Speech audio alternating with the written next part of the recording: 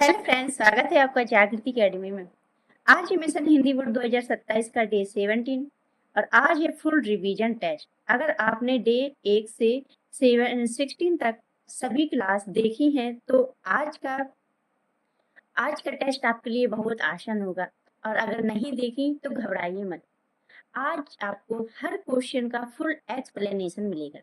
बस एक नियम याद रखिए, वीडियो को बीच में स्किप बिल्कुल मत करना।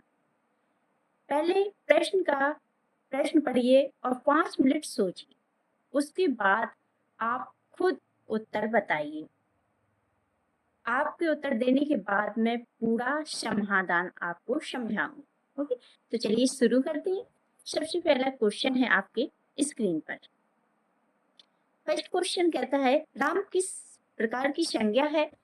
4 ऑप्शन आपके पास हैं, जातिवाचक है, व्यक्तिवाचक है, भाववाचक या समूहवाचक। ठीक है, कौन कौन से हैं? जातिवाचक, व्यक्तिवाचक, भाववाचक, समूहवाचक। 5 सेकंड आपको सोचना है, उसके बाद खुद उत्तर आपको बाद में बताना। ठीक है, तो आपका इसका सही आंसर होगा आपका व्यक्तिवाचक संज्ञा, बी ऑप्शन सही होगा।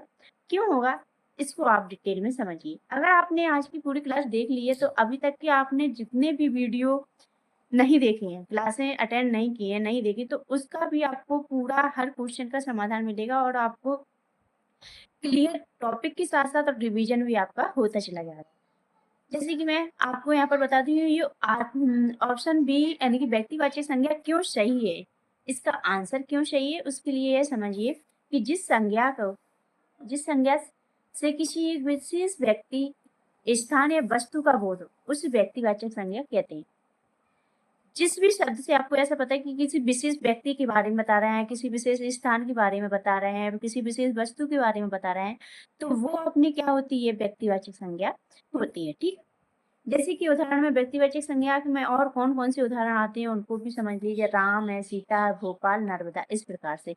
और इसको याद करने के लिए, संज्ञा को याद करने के लिए सुपर ट्रिक्स भी है आपके। जैसे कि जो विशेष नाम बताए, क्या है यहाँ पर, जो विशेष नाम बताए वही व्यक्तिवाचक संज्ञा कहलाए। ठीक है, अब आते हैं नेक्स्ट क्वेश्चन पर। यह क्या कहते हैं? नेक्स्ट क्वेश्चन, निम्न में से भाववाचक संज्ञा कौन सी है? 4 ऑप्शन आपके सामने हैं। लड़का, पुस्तक, मिठास, गाय। लड़का, पुस्तक, मिठास, गाय। ठीक है, अब आपको 5 मिनट सोचना है, फिर खुद से आंसर देना, उसके बाद मेरा आंसर आपको चेक करना है। ठीक है, जिससे आपको भी ये पता चलेगा कि आपने जो टॉपिक पहले पढ़ रखा था वो अभी तक आपको सही से समझ में आया है या लर्न है। इससे आपको क्लियर प्रैक्टिस भी आपकी होती चली जाएगी रिवीजन में।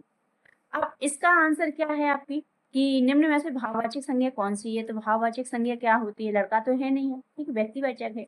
पुस्तक भी नहीं है। मिठास अपनी भाववाचक संज्ञा। भाववाचक संज्ञा क्या होती है? जिसको अपन फील करते हैं, देख नहीं सकते। ठीक है, अब इसका आंसर समझिए कि ये भाववाचक संज्ञा क्यों है। तो यहाँ पर जिस संज्ञा से किसी गुण, अवस्था या भाव का बोध हो उसे भाववाचक संज्ञा कहते हैं। जैसे मिठास, बचपन, ईमानदारी, सुंदरता। ठीक है, ये सारे एग्जाम्पल हैं भाववाचक संज्ञा के। इस प्रकार के शब्द भी आपको मिल सकते हैं एग्जाम में देखने को। अब इसको याद करने की ट्रिक्स क्या है? इसको याद करने की ट्रिक यह है भाववाचक संज्ञा को, कि जो दिखाई नहीं देता केवल महसूस होता है और भाववाचक संज्ञा होती है।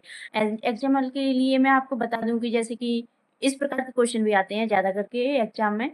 एक दादी माँ से चला भी नहीं जाता, तो यहाँ पर क्या कौन सी संज्ञा है? यहाँ पर कंफ्यूज हो जाती है बच्चे। तो दादी माँ से चला भी नहीं जाता, तो ऐसा क्वेश्चन है, पढ़ने से ही अपन को लग रहा है कि यहाँ पर कुछ फील हो रहा है। ठीक है, दादी माँ से चला भी नहीं जाता, क्यों चला नहीं जाता? क्योंकि या तो वो कमजोर है या फिर बूढ़ी हो गई, इस प्रकार से यहाँ भाव की स्थिति पैदा होती है। ठीक है, भाववाचक संज्ञा कहलाते हैं। नेक्स्ट क्वेश्चन है आपका, पढ़ता है। क्या है? पढ़ता है किस काल का उदाहरण है? भूतकाल, वर्तमान काल, भविष्य काल या कोई नहीं। तो यहाँ पर मैं आपको बता दूं, इसका सही आंसर क्या होगा? वर्तमान काल। पढ़ता है क्योंकि यहाँ पर आपको है शब्द दिखाई दे, वो वर्तमान काल होता है। ठीक है, आगे और समझिए कि जो कार्य अभी हो रहा है या सामान्य रूप से होता हो वह वर्तमान काल है। जैसे मैं पढ़ता हूँ, वह खेलता है, बच्चे स्कूल जाते हैं। ठीक, और इसको याद करने की ट्रिक क्या है? इसको याद करने की ट्रिक है ता, ती, ते और है, हूँ, है। हमने पहले बताया कि है शब्द है तो वो वर्तमान काल होता है। ठीक है, और होगा ऐसा तो वो भविष्यवाद।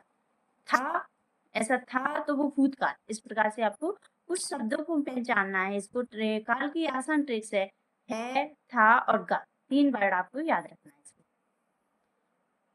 अब बारी है क्वेश्चन नंबर 4 की। तो यह कहता है कि अनु किस प्रकार का जो उपसर्ग है, उपसर्ग और प्रत्यय दोनों में से आपको क्वेश्चन एग्जाम में देखने को मिलते हैं। तो यहाँ पर ध्यान से समझिए और रिवीजन भी, टॉपिक के समय समय पर रिवीजन भी करते रहिए, जिससे वो आपको सही से लर्न होते रहेंगे। ठीक है, तो अनु किस प्रकार का उपसर्ग है, संस्कृत का है, हिंदी का है, विदेशी है या उर्दू है? इसका सही आंसर होगा संस्कृत। ठीक है, ऑप्शन ए संस्कृत। क्यों होगा संस्कृत का? अनु संस्कृत का उपसर्ग क्यों है, इसको आप ध्यान से समझिए।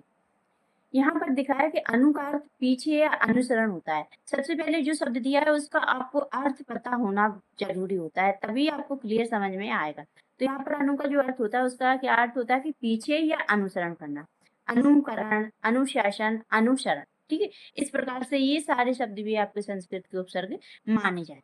जो आपको एग्जाम्पल में दिया है, उदाहरण में दिए हैं, अनुकरण, अनुशासन, अनुसरण, ये शब्द भी क्या है आपके संस्कृत के उपसर्ग। उपसर्ग भी हिंदी के उपसर्ग होते हैं, इंग्लिश के उपसर्ग होते हैं और संस्कृत के उपसर्ग होते हैं।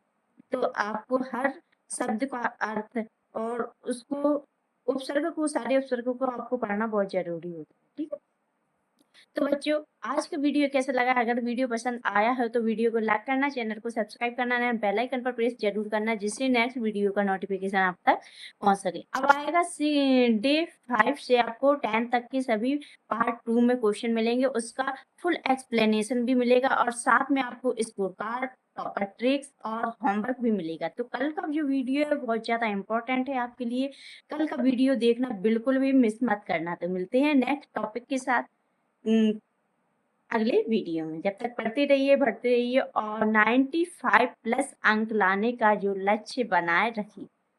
Thank you.